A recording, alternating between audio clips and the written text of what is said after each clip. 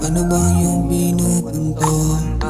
Kaliwat ka na ng bulungan, para sa plaka na hindi mo mapigilan. Pag nakalapat na mga labihan, siguradong mag-aabutan. Gusto ko naman talaga sa'yo, bakit di ba pa hinahanap mo?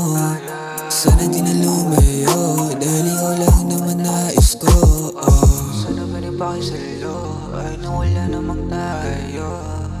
Sana pwede pa kayo salo, ay na wala namang tayo. Kung mahulog man ako, pwede bang pakisalo na lang din?